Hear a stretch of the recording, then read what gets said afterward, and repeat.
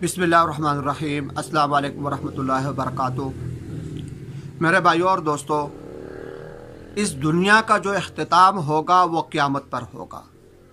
جب قیامت واقع ہوگی تو یہ دنیا ختم ہو جائے گی، اور قیامت کا جو وقوع ہے اس کے بارے میں جو روایات آتی ہیں وہ کچھ اس طریقے سے آتی ہیں کہ حضرت اسرافیل علیہ السلام جو 4 بڑے فرشتوں میں سے ایک فرشتے ہیں، وہ اللہ پاک کے حکم سے سور منہ میں لیے بیٹھے ہیں کہ جب اللہ کا حکم آئے گا تو میں سور پھونکوں گا، اور اس سور کے پھونکتے ہی قیامت کا وقوع ہو جائے گا۔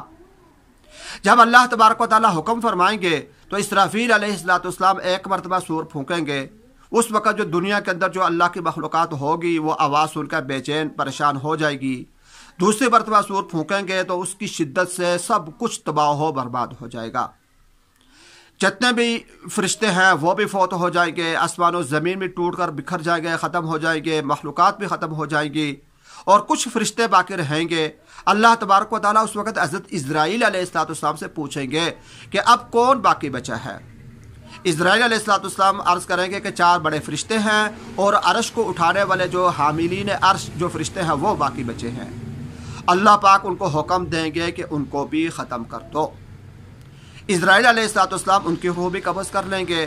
پھر اللہ تبارک و تعالیٰ اسرائیل سے پوچھیں گے کہ اب کون باقی بچا ہے، تو اسرائیل علیہ السلام عرض کریں گے کہ یا الہ العالمین، آپ کے سوا صرف میں باقی بچا ہوں۔ اللہ پاک کہیں گے کہ میرے سوا سب کو فنا ہونا ہے، لہٰذا اب تم بھی مر جاؤ۔ جب اللہ پاک کا حکم ہوگا تو اسرائیل علیہ السلام کے متعلق آتا ہے کہ جنت اور جہنم کے درمیان ایک جگہ ہے، وہاں پر اپنے روح قبض کریں گے، اور جب وہ اپنے روح کو قبض کریں گے تو ان کو جو تکلیف ہوگی، اس کی جو شدت ہوگی، اس کی شدت کی وجہ سے ایک چیخ ماریں گے۔ اور روایت کے اندر آتا ہے کہ اگر اس وقت دنیا کے لوگ زندہ ہوتے تو ان کی چیخ کو سن کر اس کی شدت سے وہ سارے کے سارے مر جاتے۔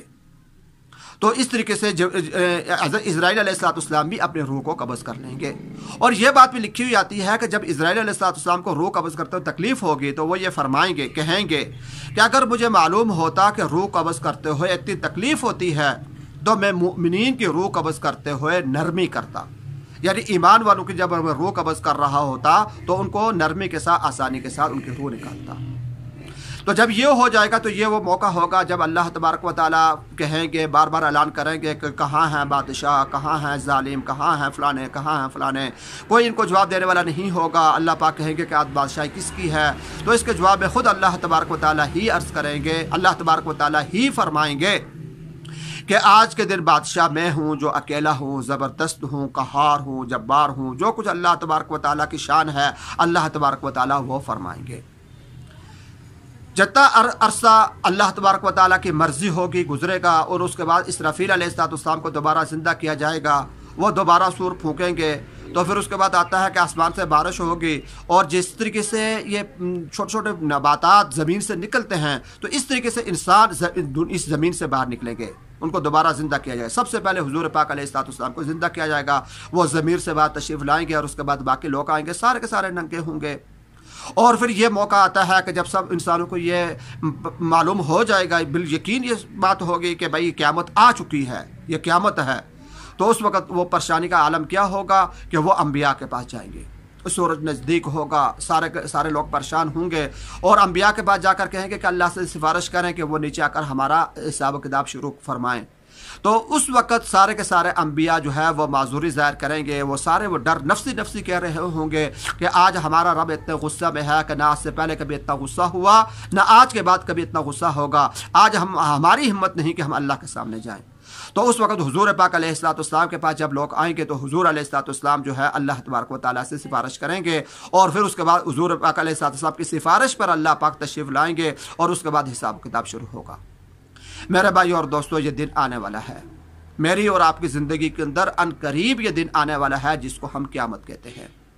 یہ تو ایک معمولی سا منظر تھا، ایک معمولی سی حدیث تھی جسے کچھ ٹکڑے میں نے آپ حضرات کے سامنے بیان کیے ہیں کہ یہ اس قسم کے معاملات ہوں گے، وگرنہ وہاں پر کیا کیا صورتحال ہوگی، کس طریقے سے انسان پریشان ہوں گے، اور کیا کیا انسانوں کو بھگتنا پڑے گا، یہ تو وہ وقت ہی بتائے گا۔ لیکن اگر اس دن کے اندر ہم کامیاب ہونا چاہتے ہیں، اس دن کے اندر ہم اگر سرخروئی کامیابی چاہتے ہیں، آسانی چاہتے ہیں، تو دنیا کے اندر موقع ہے کہ ہم اللہ کو راضی کر لیں، اللہ کے احکامات کو پورا کریں، حضور پاک علیہ السلام کے طریقوں پر عمل کریں، تو یہ ایک طریقہ ہے، صرف یہی ایک بچت کا راستہ ہے کہ اللہ کے احکامات کو نبی علیہ السلام کے طریقوں پر پورا کرنا، یہی ایک طریقہ ہے کہ اس کے ساتھ ہم اس دن سے بچ سکتے ہیں۔ اگر ہم نے اس بات کو، اس پر عمل نہ کیا، اس کو چھوڑ دیا، تو پھر کوئی طریقہ دوسرا طریقہ نہیں ہے کہ جس کی وجہ سے ہمیں اس دن کی سختیوں سے نجات ملے۔ تو ہمیں اس کی تیاری کرنی چاہیے۔ اللہ تبارک و تعالی ہم سب کو توفیق عطا فرمائے۔